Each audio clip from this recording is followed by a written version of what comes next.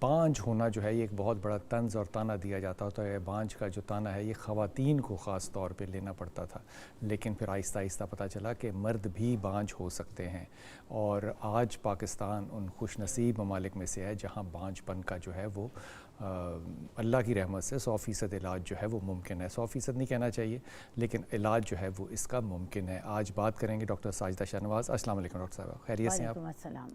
کہ بانجھ پن جو ہے یہ مردوں کا اور عورتوں کا مختلف کیا ہوتا ہے اور اس کے سمٹمز کیا ہوتا ہے؟ سب سے پہلے تو یہ فرمائیے کہ کیا واقعی جو میں کہہ رہا ہوں کہ مردوں کے اندر بھی بانجھ پن ہوتا ہے, اس کی کافی ریشو ہے؟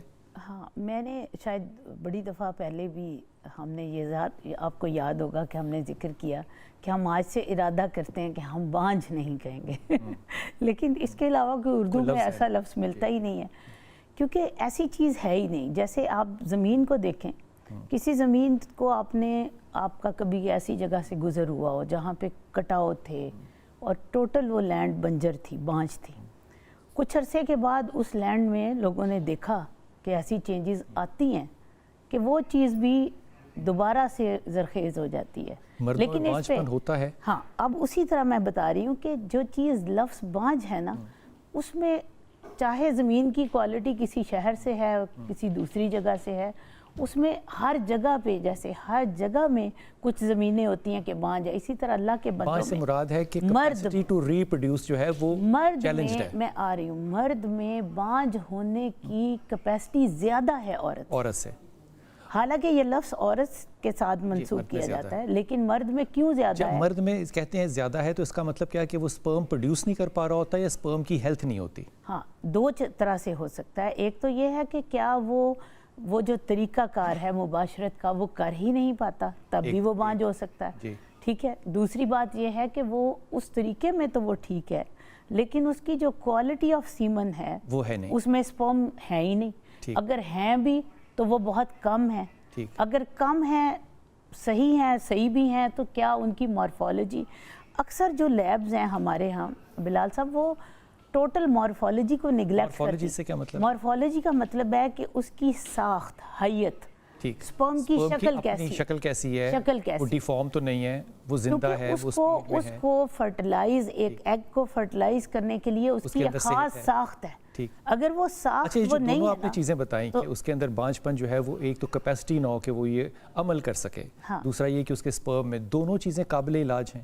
دونوں چیزیں قابل علاج ہیں. دونوں. اس کے علاوہ موٹیلٹی بھی قابل علاج ہے کہ اگر وہ فرض کریں کہ موو نہیں کر سکتا, کیونکہ ایک سپرم نہیں موو کر سکتا, ایک سپرم کو ایگ تک پہنچنے کے لیے بے شمار لمبا راستہ, ہزاروں میل کا راستہ جو ہے وہ طے کرنا پڑتا ہے. اس کے لیے اس کی رفتار ہونی چاہیے.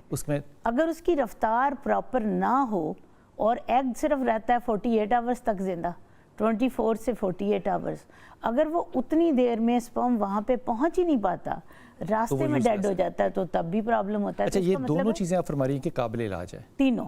ایک میں نے بتایا ہے کہ کاؤنٹ کم ہے یا زیرو ہے, ایک میں نے بتایا ہے کہ ان کی حیت یعنی مارفالوجی خراب ہے, تیسرا میں نے بتایا کہ وہ سست رفتار ہے. ٹھیک, تینوں چیزیں جو ہیں وہ قابل علاج ہے. اچھا, یہ فرمائیے کہ عام طور پہ خواتین کو جب دیکھا جاتا ہے تو اگر ان کے اندر, ان کے چہرے پہ زیادہ بال ہیں یا بال زیادہ سر کے گر رہے ہیں تو کہا جاتا ہے ہارمونل پرابلمز ہیں یا پولیسسٹک اووری ہے.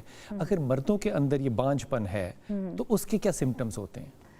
بہت اچھا سوال ہے, کیونکہ لوگوں کو نہیں پتا. سب سے پہلے ہے کہ آپ اے سمپٹومیٹک ہو سکتے ہیں, بالکل کوئی سمٹم نہیں ہوتا. پرفیکٹ مین, اچھا خاصا نوجوان, خوبصورت, مسکولر, زیادہ تر ایسے لوگوں میں یہ جو خاص طور پہ جو باڈی بلڈرز ہوتے ہیں نا, اچھا, ان میں زیادہ چانسز ہوتے ہیں. میں آگے آپ کو بتاؤں گی کیوں ہوتے ہیں.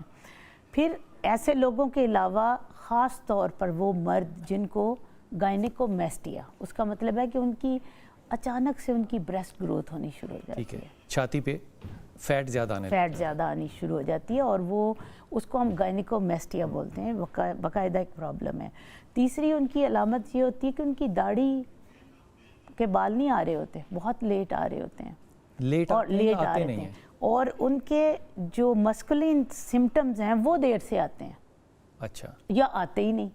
کئی مرد ہیں ان کی داڑھی آ ہی نہیں رہی ہوتی, وہ شیو کر رہے ہوتے ہیں, ان میں وہ چیزیں جو ایک مرد کی نارمل سمٹمز ہیں وہ نہیں آ رہے ہوتے. یہ ایک سمٹم ہو سکتا ہے، یہ ایک لیکن symptom. کیا ضروری ہے کہ یہ واقعی پکا میں نے سمٹم کہا ہے کہ 80% لوگوں میں نہیں ہوتے، نہیں ہوتے؟ ٹھیک صرف 20% لوگ ہیں جن میں تھوڑی بہت سمٹمز آتی ہیں. ٹھیک. ہم بہت سی ایسی میڈیسنز جو ہیں وہ سوشل میڈیا پہ بھی دیکھتے ہیں، ڈاکٹرز بھی آ کے ریکمینڈ کر رہے ہوتے ہیں جس سے کہ سپرم کاؤنٹ بڑھ جاتا ہے آدمیوں کا. یہ میڈیسنز لینی چاہیے؟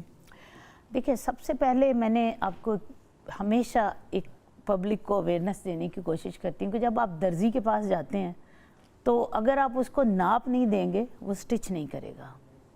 جب آپ میڈیسن دیتے ہیں نا تو میڈیسن بھی آپ کے ناپ کے مطابق ہے. میڈیسن آپ کا ہو سکتی ہے لیکن اس میں کیا ہے؟ کیا آپ کا ایف ایس ایچ زیادہ ہے، ایل ایچ زیادہ ہے، ہارمونل امبیلنس ہے، نارمل ہیں، کم ہیں، زیادہ ہیں، یا کوئی اور چیزوں کی پرابلم یعنی کہ اگر ہے، اس کے مطابق میڈیسن. سپرم کاؤنٹ کم ہے اس کے ایگزامینیشن میں، اس کے لیب ٹیسٹ میں، تو اس کو امپروو کیا جا سکتا ہے with the consultation of the doctor up till certain limit. certain level. لیکن میں آپ کو ایک چیز چھوٹی سی آج پبلک اویئرنیس، کیونکہ آپ کا پروگرام بہت سارے لوگ سنتے ہیں، میرے پاس او پی ڈی میں ابھی بھی سال ہو گئے وہ سما کے جو ہم نے پروگرام کیے تھے، تو لوگ آ کے کہتے ہیں ڈاکٹر صاحب آپ نے وہاں پہ یہ بات بتائی تھی. میں لوگوں کو سب سے زیادہ امپورٹنٹ بات بتانا چاہ رہی ہوں کہ اسٹیرائڈ کے انجیکشن یہ لگواتے ہیں لوگ، جی مسکولر باڈی اینڈروجنس کے انجیکشنز لگوائے جاتے ہیں. وہ کہتے ہیں جی ہمیں ڈاکٹر نے کہا ہے، سوری ٹو سے، کہ ڈاکٹرز ٹھکا ٹھک لگاتے ہیں. ٹھیک ہے جی، کیا ہے آپ کا اینڈروجن لیول جو ہے وہ کم ہے، اب اس کو لگایا جاتا ہے. میں انہیں ایک مثال دیتی ہوں کہ گملہ ہے نا، گملے میں کبھی آپ نے دیکھا ہے کہ جب اس میں پودا لگاتے ہیں تو نیچے گملے کے مٹی کے گملے کے نیچے سوراخ ہوتے ہیں، اس کو پانی دیتے جائیں. اگر آپ سوراخ بند کر دیں نیچے سے اور گملے کو پانی دیتے رہیں تو پودا سوکھ جاتا ہے. ایکسیس جو ہارمونز کی ہے وہ خراب کر دیتی ہے. پانی کا ایکسیس جو ہے وہ نیچے سے بہنا چاہیے.